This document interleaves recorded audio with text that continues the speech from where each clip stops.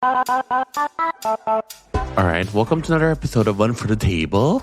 I'm your host, Kim Chi. And I'm John Kang. And we were just talking about John is looking for a little garden bed for his home.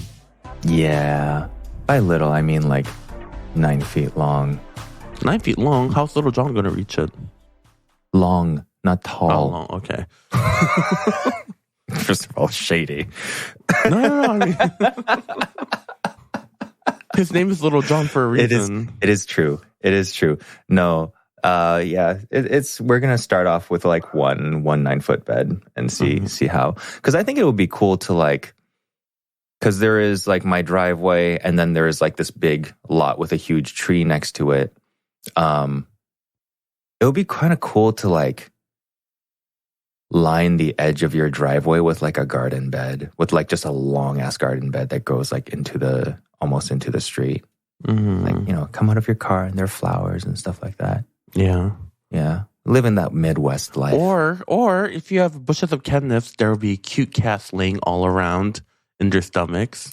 Going, Ain't nothing ooh. like, I love cats, and I love the benefits of having cats around. We actually have, like, knock on wood, I've noticed in our neighborhood, even though we've got like restaurants and cafes and stuff like that, there are like a couple of houses in our neighborhood that like leaves food out for cats, which is great because they're not close to my house, but like my house definitely benefits. And so we got cats hanging around, but I don't want them like hanging around my garden beds where I'm going to like have vegetables and fruits and not fruits. Well, yeah, strawberries. Have like vegetables I'm going to eat because like, cat pee and like cat poo is like just very toxic to people. So, and we're allergic.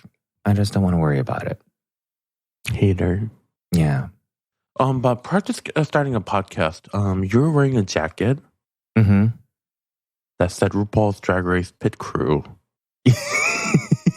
Yeah, it was cold down here. No. I'm sure it's cold in Detroit. I'm sure it's very cold in Detroit. So it is. I got a pit crew coat because I got a RuPaul's Drag Race box for like 2 seasons ago. And I keep it down here in the basement to wear when I'm editing. I don't really like, wear it out or anything. Why? Why wouldn't you wear it out? What's wrong with being a fan of Drag Race? Nothing at all. Although, congratulations to like fellow Asian excellence because I heard she won. Yes, Nymphia. Yes. And if you're crying about how you're spoiled, well, like, what are you doing on the internet? And it's at least a Monday. Yeah, 2 days after honestly, this is like the Monday after. I'm sorry if we spoiled it for you. Kim's very used to it as being a friend of mine. I exist as a person on the internet with threads, and as a result, I know everything that's happening in the next X-Men 97 episode. It's so funny because on Drag Race, yeah, you can't even congratulate someone without like, even like 2 days after, without a ton of people realizing, not everyone has seen Drag Race. You just spoiled it for me. And I'm like, then why are you on like... Yeah, get off the internet. Sorry. Like, why are you up here like fighting people about spoilers when you should have just been the one to stay away before you watch the episode? We don't call it X. We still call it Twitter. Twitter is the only thing that's like, that's acceptable to dead name. It's true. Yeah. Yeah. Rest in peace. But anyways. But yeah. Yeah, but I'm very happy for Nymphia. My friends in Taiwan were actually messaging me yesterday and they're like, Nymphia won. Isn't that so cool? And I was like, I'm very happy for Nymphia, but are you texting me this because I'm Asian?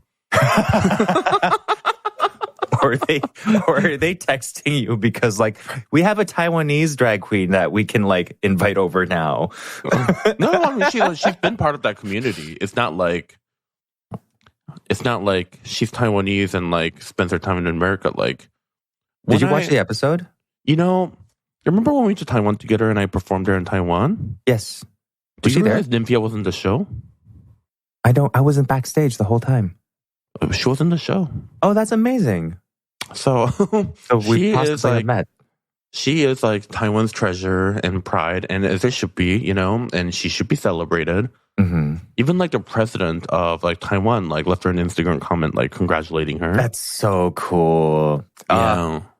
I loved I watched clips. I don't really watch full-on episodes anymore, but like I watch clips of her performance and stuff, and just like knowing that she never had to perform, so nobody really knew what kind of performer she was. Yeah, it definitely helped her for sure. You know, 'cause no one knew what to expect. Yeah, and there were no like everything that she did as a performance was new. There was nothing that she like. There was no moves that she had to redo or anything like that. Yeah. But that boba look was so good. So good. So It was like good. it was camp, but it looked good, and then like all the reveals like looked good in the end. Yes, yeah. yes. And I see her boba look was like what the butterfly incident wished it was.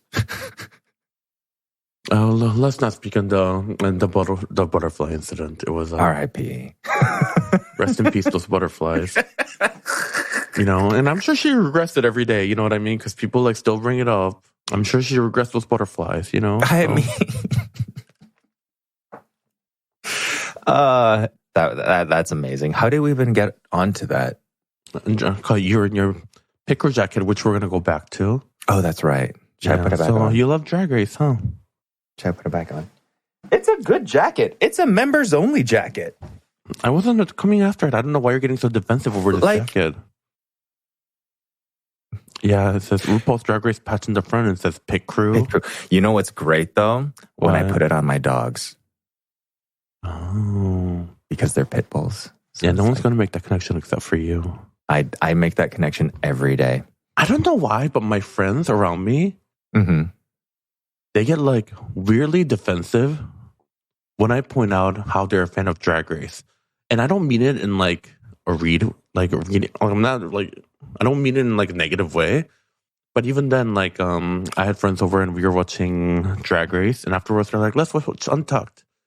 And then after Untucked, they're like, oh, let's watch the Roscoe's viewing party. Like, thing. Oh, that's a lot. So, and after the Roscoe's, before I put in the Roscoe's, and I was like, wow, you guys really love Drag Race. And then the entire room just went silent, and they're kind of like staring at me. They're like, oh shit. And I'm like, I didn't mean it's a bad thing. But I was just simply pointing out the fact that, like, oh, you guys like Drag Race. But then later they told me, if we felt like we were like these fans that like infiltrated like your home and I mean, I don't know.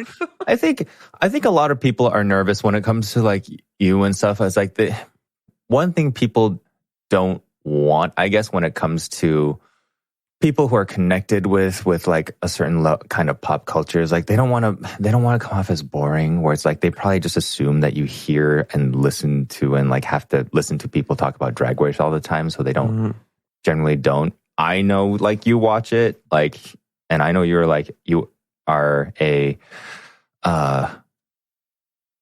what's the word am I thinking of? You participate in Drag Race Twitter scene, so like I know you're still in it. So, but I mean, but also like I love drag. You know what I mean? Right? Yeah, I unfortunately do not watch it as much. I just think it's too much to keep up with. No, we get it. Oh, pop culture. Heaven forbid if John Kong has to consume any pop culture. Hey, I like to know what's going on. So I actually watch all the spoilers so I know what's going on. I like the spoilers for that reason, because it's like they're not spoilers, they're cliff notes. Oh, so you're like the type of person who reads news headlines and be like, oh, I know what's going on in the world right now. No, I read. At the very least, I read like the Axio summary. Okay. All right. All right. Headline warrior. Whatever. Oh my God. Oh, you're such a bitch.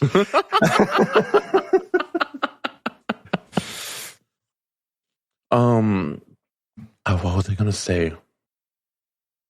I feel like I keep like having these like brain farts where like, do you ever just forget like what you were just about to talk about? I just assume I have COVID brain. Essentially, I can't really remember anything for what happened before COVID unless somebody like reminds me about it. Okay, so while we're on the subject of pop culture, let's talk about pop culture just a little bit more. Okay, so Taylor Swift released her album. Oh, is it good? Yesterday. And I realized I'm not the target audience for like her music. What was the title? The title of it? Tortured Poets Society or something. So like, did she go dark? So that's the thing. I listened to the album. I'm like, I at least like to know like what's going on. And I'm not being a hater. Yeah. Because I realize like her music, I'm not the target audience for her music. Right. But when I was listening to the album while I was driving my car, I felt like all these tracks kind of sound the same to me. Ooh. And like, I wasn't like really listening to the lyrics, you know, because I'm sure she's thinking about how hard her life is for her like love break or whatever, you know, and like, I don't know, like whatever her struggles are. Oh, so are you saying like the content of the music is sounding the same? Not like the songs themselves sound the same? I'm just trying to get it clear.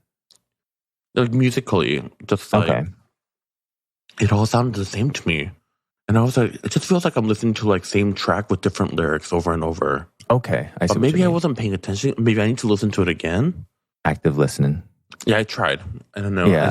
I just don't think it's music for me, but I get her, you know, brilliance, like when it comes to songwriting. And, of course. And I understand like her fandom and why they love her the way, you know, she is. And it seems like, just based on like what I read about like how well like she pays like everybody and stuff like she's clearly like, that's great. We need more people like her, a good performer and stuff like that. And but like between her and Beyonce, like there are people that like respect other artists and respect their industry and do a lot for their like art and stuff. I think, you know, again, I do always say that like they are the last billionaires we eat,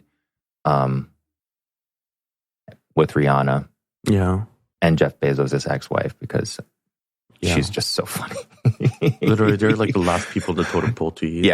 Of all the billionaires, they get eaten last. But what I was troubled by was celebrities have this damned if they will, damned if they won't kind of a thing, where in one of the lyrics she mentions, you know, like, wish we could go, I don't know the exact lyrics, but it was something along the lines of like, I wish we could go back to like 1843 without all the racists or something like that. Yeah. Or let me go with the exact lyric. Recipe.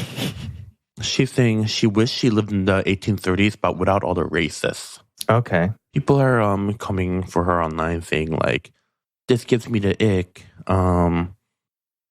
Like, you know, this is like very like privileged thing like for you to say. Blah, blah, blah. But it's like, if she like doesn't address like the racism, people come at her for not using her platform. But then if she does, it's not enough, or like they're not satisfied with it. I think like that's the thing. Like she was mindful enough to note that there were systemic issues back then. Yeah. But like she still like romanticized it. It's just like a different kind of nostalgia, whatever. Like, I mean, like we would never want to live back then because we're not white. So like, you know, it's just like, whatever. I think it's a small thing to talk about because it's like to get mad about because it's like a song lyric.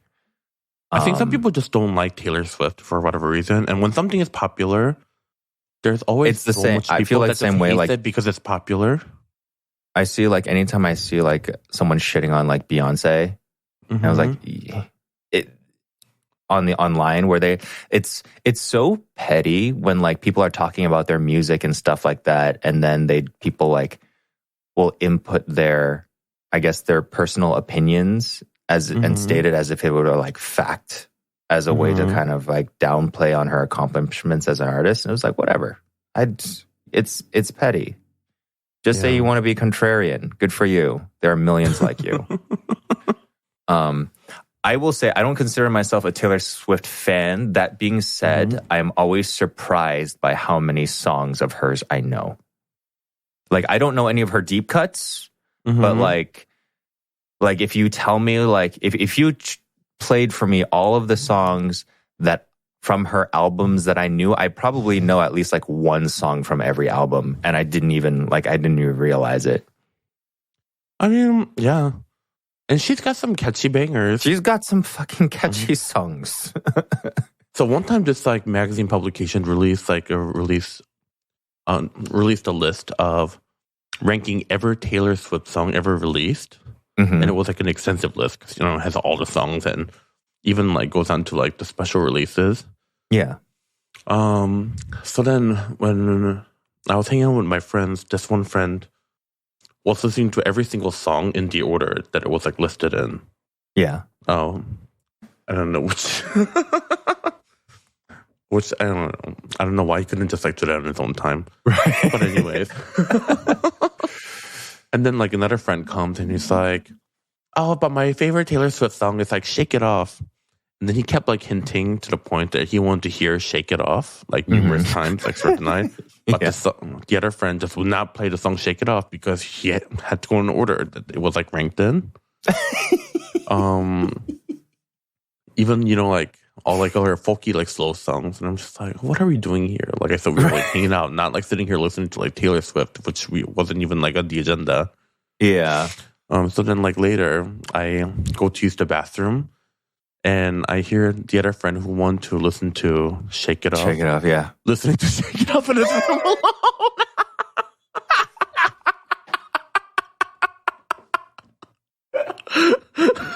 Oh my God, that's so funny.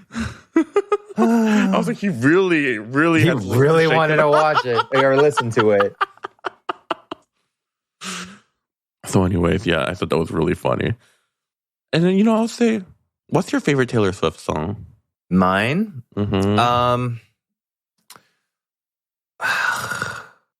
have to, okay. You have to Google to see what's your... I'm just going to see... No, favorite song should just be the first one that comes into your head. Don't try to make like a educated, like smart answer and trying to pick out like your best song. See, thing is, like, I see, for example, like the only song that I could think about was Bad Blood, but I don't really like that song that much. Okay. I just don't know the answers. So I like Blank Space. Okay, Blank Space is good. But my favorite song is I Knew You Were Trouble, Screaming Goat version. Okay. All right. Yeah, that's I Knew You Were Trouble. Solid answer. Is my favorite. But then I'm like looking at Style. Style is a good one too. Yeah. Yeah, she has a lot of bangers, but would you say Style is your favorite one? It would probably be I Knew You Were Trouble. And then Style. Although like the last two ones, like Maroon is really good. Oh, so is Clean, I think. I don't remember it. I just remember like, actually, you know what we can look at? We can look at the Taylor Swift songs and we can see like, we can look at my play count of these songs probably. Which song like you listen to the most? Like which song did I listen to the most? I think my favorite Taylor Swift song, number one, is the Asian Karaoke in Me loves Teardrops on My Guitar. Because I feel like that is like such a good karaoke song. Yeah. And then the second song is Love Story. How does that go? Like she wear high heel, I wear sneakers, she's cheer captain and I'm on the bleacher. Oh, is that what that song is called? Yeah. Oh, I had no idea. Okay. Yeah, I like that one too. And then I think the last one is Shake It Off. Shake It Off. Nice. I don't think there's a way to see. That's so dumb. Apple Music has like gotten so like, I don't know. Apple Music has gotten to the point where it's like, it's not a music library. It's only about discovery now. So I can't really find data. Like Spotify has data, but they don't tell you until the end of the year. Oh wait, I found it. I think. Okay, Taylor Swift. And then we can go by plays. We can organize by play. Okay, so, and this is since the inception of these songs. So Shake It Off is at the top with 82 plays. Okay. But that, I'm not going to count that one because that one is on a running mix. That was like on a really old running playlist. And yeah, but still, that means you listen to it. It's a good song to run in. It's okay to like Taylor Swift. Wait, why is This Is What You Came For on here? That's a Rihanna and Calvin Harris song. Did she write it? Anyways, Style is my second most played Taylor Swift song with 70 plays. 82, 70, and then blank space at 42. I Knew Your Trouble at 32. Out of the Woods at 24. So Shake It Off is your number one. I don't know. It is your most played song. Wait, what is This Is What You Came? Oh no, that again. What is okay? We're good. We're good. All right. You're here to hear, folks. Shake It Off, John Kung's favorite Taylor Swift song. Now I'm curious to see like who which songs are my most played. For Beyonce, it is Love on Top is my most played song with 235 really plays. Yes. When I was over at your place, you actually played that song twice. Did I really? You did, yeah. Formation, I've played it 219 times. All right. Freedom featuring Kendrick Lamar 218 times. Oh, wow. And then Party, Lift Off, Shine. Yeah. It's a fun way to like get to know yourself. Is this a Spotify?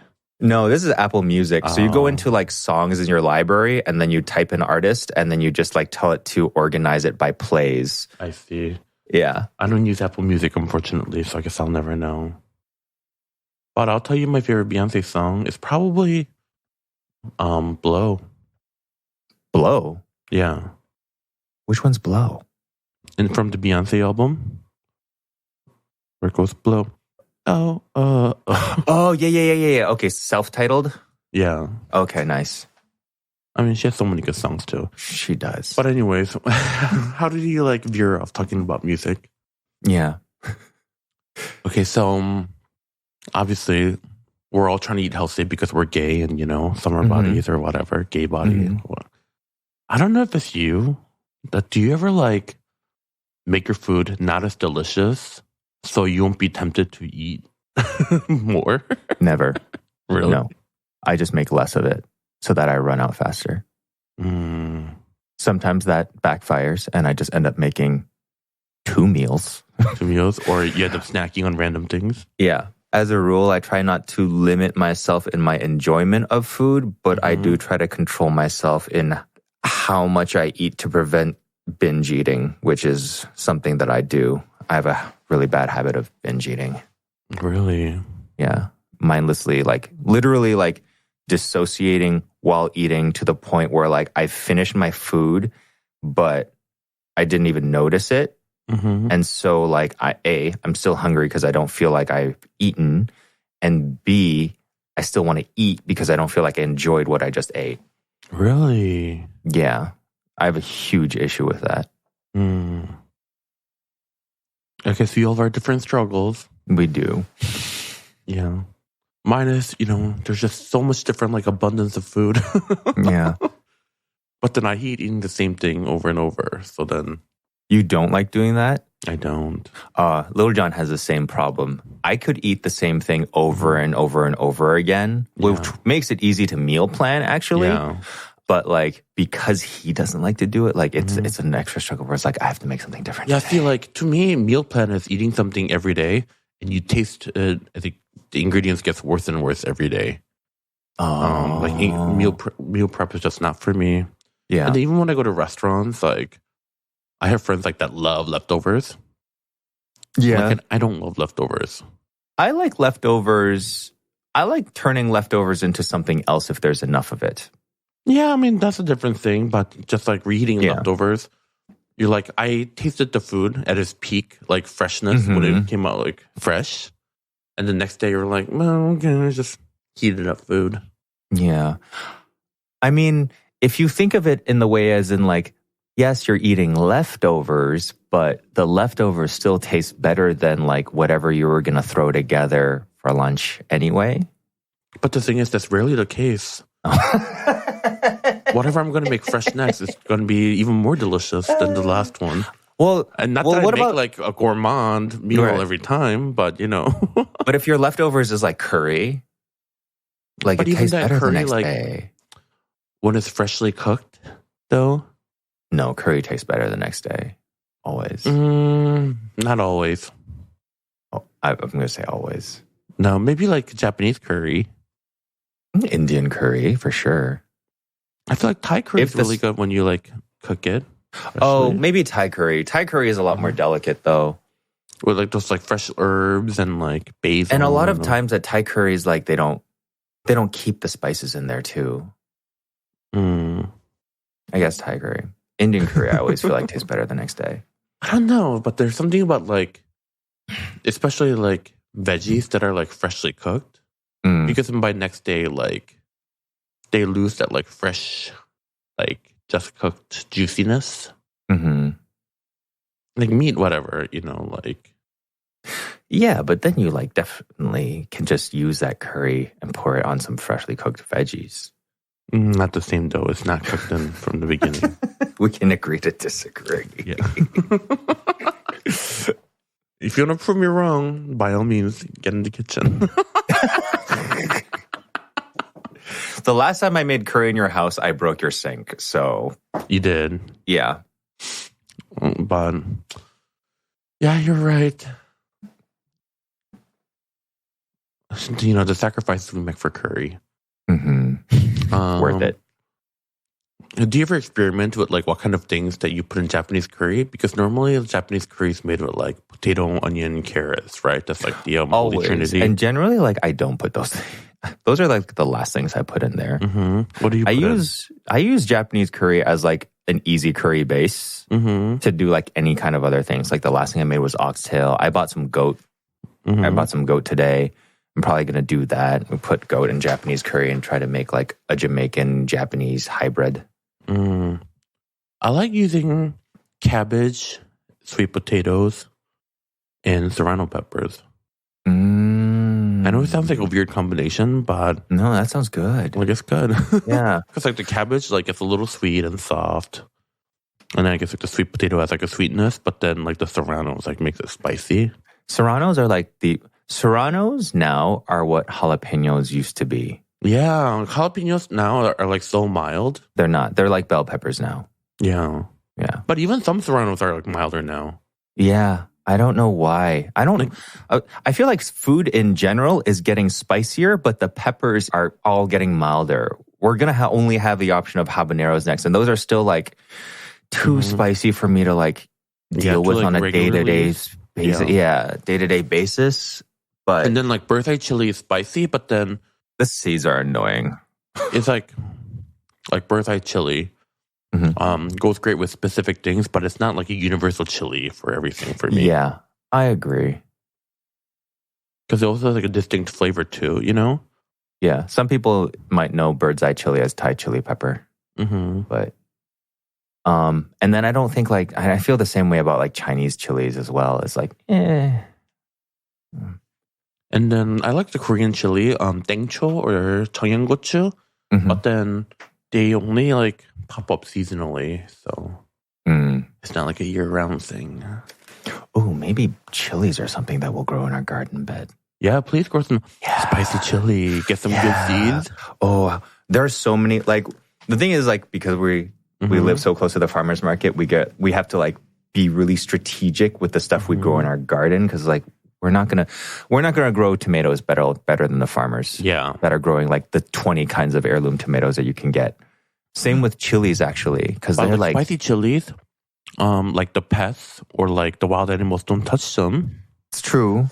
Yes. Yeah. So they're like definitely safe for growing outside. Birds do though. Well, birds still eat chili. Because do you know like how chilies evolved though? How? So birds pooping. Birds don't have taste receptors for spicy food, so they can eat chilies and stuff all day long. And so that's why they did so well. Mammals don't like the spiciness, so chilies actually can like, because the birds fly, they eat them and they fly and they poop everywhere, chilies spread so much more easily and the mammals leave them alone. So that's why chilies have done so well all over the world. Also, humans like them and spread them ourselves. Yeah. Do you have like a favorite? What else should I chili all day? It's just, yeah, exactly. Do you have like a favorite like heirloom chili? Not really. Do you? Yeah. There's one called like a Lemondrop chili pepper. And it has like it's bright yellow. And it has like, it's spicy. It's like, I guess it would be like, it's It's spicier than what you remember a jalapeno used to be spicy, but it has like the fragrance of lemon in it. Ooh. It doesn't taste like, it's not sour, but it's spicy with the aroma of lemon. And it's so, so good. I guess, yeah, I don't have that much experience in procuring these chilies. Like, where do you find them? Farmers market? Farmers markets. You have to do, like, a lot of times these special varieties of tomatoes and chili peppers and stuff like that. You won't find them in grocery stores because they don't travel well. So they have to, A, be grown close by, and B, like, just be available immediately. Yeah. And so, like, yeah, you have to be an adventurous person. I think it's called Lemondrop. Yes, they're called Lemondrop chilies. If you look them up, they're so cute because they're like bright, bright yellow.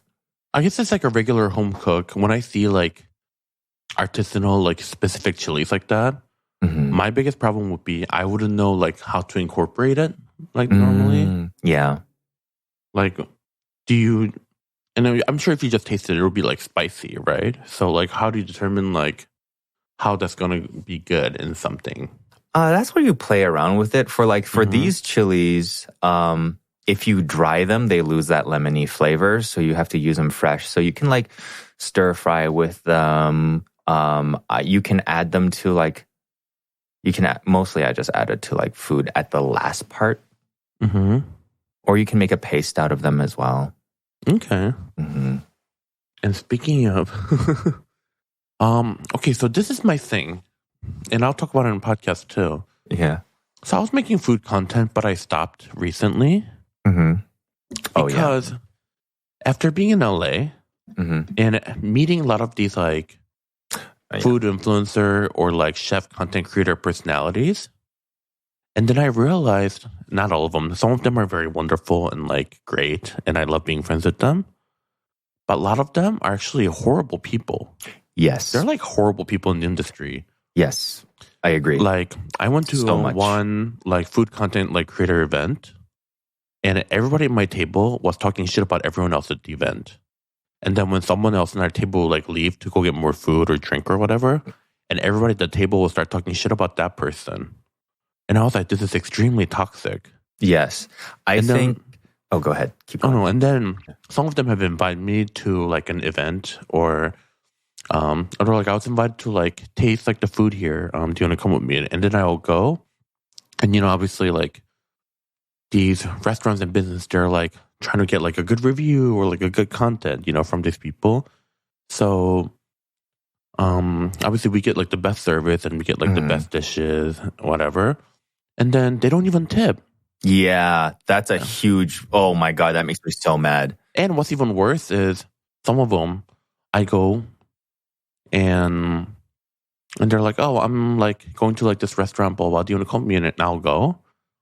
And then later they'll post their content and they're like, oh, can you like share this with your followers? And I'm like, why do you need to like share the content? Only to find out they're actually getting paid from the restaurant to make this like shitty content for like, and so they piggyback off of your following without paying you anything. But also like they like hardly tipped anything like when they're at the restaurant. And you don't want to be associated with that. I don't want to be associated with it. Also, like I don't need free food, and I know that's like a very privileged thing to say, but I'm not looking to get free food from like these businesses. Right. Like, I just want to go and like have a good time with my friends. But for these people, they're like, I'm sure it's like a livelihood or whatever, get your coins, but then at the cost of what? They're basically like scamming these businesses. Totally. Under their guise of marketing. Totally. Yeah. No, I absolutely agree. The problem with food content when you're not making the food is that the bar of entry is super, super low. All you need to be a food content creator, reviewer, or a restaurant content creator is just a camera or your phone. And then you can just go around and target people. And enough of like, and so some people do a really good job of it. Some people do it well. But that's the thing though. Like I have such a hard time trusting any of them because A, they try to get the restaurant to pay them to go, which means they have to leave a good review. Yeah. Like that's another thing. You can never trust them. There's this restaurant that all the influencers in LA were posting about, like, this is the best blah, blah, blah spot. So then I actually messaged one of them, was my friend. I was like, did you actually like that place? And she was like, no, the place was terrible. It's actually the worst that I've had. Wait, did you just use their name? No, I said they. Okay. Why would I use their name? I thought you said a name, and I was like, not you calling them out on the podcast. No, I didn't use their name. Okay. But anyways, I was like, did you actually like the food? And they're like, no, it was terrible. But we all got paid to go. Yeah. You can't trust any of them. And also a lot of these spots where like I went with them for the first time, like initially I had a great experience. Yeah. So the next time I'll bring my friends there and I'll come back and the service will be shit and the food will be shit. Yeah. And I'm like, this is not the experience that I've had before. So like, is this what a normal people? So then anyways, the whole thing and the whole industry just like disappointed me so much that I just kind of like stopped making food content. Which is funny because I've actually started making like restaurant content, but I'm pretty much just filming where I go for dinner. And if I like it, I'll share it because I believe like restaurants deserve like, I think this publicity, if you truly like to go out and eat, and if you truly like the restaurant industry, you will do what you can to support them, which usually means like just going to dinner and then sharing your experiences. This is not the part of content creation that needs to be a job. Like, be a recipe developer, be a food blogger, be a cook, whatever, that's fine. But if all you do is like go to restaurants and leave like, you have to leave positive reviews because if that's your job is to be a marketer for restaurants, then be more honest about it because you're kind of like dragging the entire industry down with you. I'll like, review restaurants, but then if I didn't like the restaurant, I just would never post about it because also I don't want to like make a negative like thing on someone else's like living either, Oh, like one person that I heard of, obviously not giving names, but they like, I only just recently heard that this person like does a ton of these like, they're not even, we can't even call them reviews. We call them like restaurant marketing posts or whatever. They don't even eat the food. They just order a whole bunch of food and then they throw it out. See, I heard that they throw the food away because they do like 2 or 3 restaurants a day and like, therefore like they can't eat it all. So that to not gain weight and stuff like that, they just order all this food and then they get rid of it. And like, that is so disgusting. Wasting food makes me so mad. See, that's the exact opposite of the Nutter influencer that I know, where they go to these places and when they give them food, they ask for more. And they'll literally try to get as much like free stuff as they can, like from these businesses. And honestly, I don't even know who's like eating all this food. Yeah. But like they'll just take as much as you can. Like, if they're like, oh, these are like the new like things that we released. Here's like a dozen. They'll ask for 2 dozen. If they give them a drink, they're like, oh, can we have one of each? And they'll just like take it all home. Look at us doing an expose of our industry. Yeah, honestly, like, I'm not going to like out anyone, No, I'm not trying to start and like, drama, but like, also I hate this culture of like, oh, if you're not going to say these names, like, don't even mention it at all. And it's like, no, like that's not how this works. Yeah, no, I'm not trying to like target any specific person or trying to start drama with any specific person. Just like I have issues with the industry as a whole, and I'm very blessed to like be on the cooking side of things. The people who cook, and I think cooks in general, like if they cook, it is a very light green flag. But and as a result, like people on my end of the content creating like food spectrum, like they are generally just like some of the kindest, nicest, most welcoming and warmest people I've met. But then it's like people on the quote unquote review or marketing side of things. And I guess that shouldn't be shocking, right? Marketing is like, there are some of the most wasteful, terrible people that I've met. Absolutely. Yes, I don't know. I mean, I was clearly like, I love going out to eat at restaurants and I love like trying like what's new in like the culinary scene. But like, I just fucking hate all these people. Like, that's like... And I know, like, we joke about, like, the influencers all the time, but, like, oh my God, a lot of them actually are terrible human beings. Like, actually scum. Like, some of them are, like, legit sociopaths, and they have, like, no other, like, skills. And so they get into this. It's interesting too to see like how much food content creation has blown up because parts of it are just so easy and so marketable, and it's so easy to make money off of it. You see like celebrities getting into like doing like basic recipes and doing collaborations with food content creators now. And like they think it's just an easy way to make money. And for a lot of times it is. And, you know, I guess money attracts terrible people. So, but then also like, I don't think we should completely like leave it up to these like writers and critics of like major publications either. No, because a lot of them also are like just knowing the other side of the industry, culturally inept, and also a lot of them are literally just like friends of the businesses and. You know, like a lot of them, like or elitist. A lot of them, like shout out the same, like few restaurants in rotation. And I guess that just like leave. Well, what does that leave you with? A hater. I guess I'm just a hater in the industry. See, I think maybe that's why you should keep making food content though, because you're not making money off of it. You genuinely love food. You genuinely want places to do well. It's like us. Like we don't talk about who the bad people are. We just say that there are. Just like we know that there are bad restaurants out there. We know that we've eaten bad restaurants out there. I'm not in the business of like putting out bad places, or places that I've had bad experiences with because maybe they had an off day, and maybe that one, you know, server was just like new on the job or whatever, or had a vendetta against this place or whatever. Like, you know, one bad meal doesn't mean like a place should go under, but like a good one should be shared. A good experience should absolutely be shared with how hard that this job is, or that job is, I should say. But yeah, I feel like I want to get back into food content, but I think I need to like redo and maybe like just lay up like the restaurant side. Like I'll just go enjoy restaurants and maybe. I mean, just share them on your stories at least. Yeah. I do that. That's an easy one. That was a spiraling for. It was a pretty good spot. At least it was food related spiral. That's true. All right. With that being said, I think that was our podcast for the week. Yeah. Thank you. If you have any questions, feel free to ask us on our Instagram, One for the Table. That is number 1 for the table. If you're one of those people, I don't use Instagram, you can email us at oneforthetable@gmail.com. That is number 1 and then for the table. And I guess buy John's book. Yay. Bye. Buy my makeup.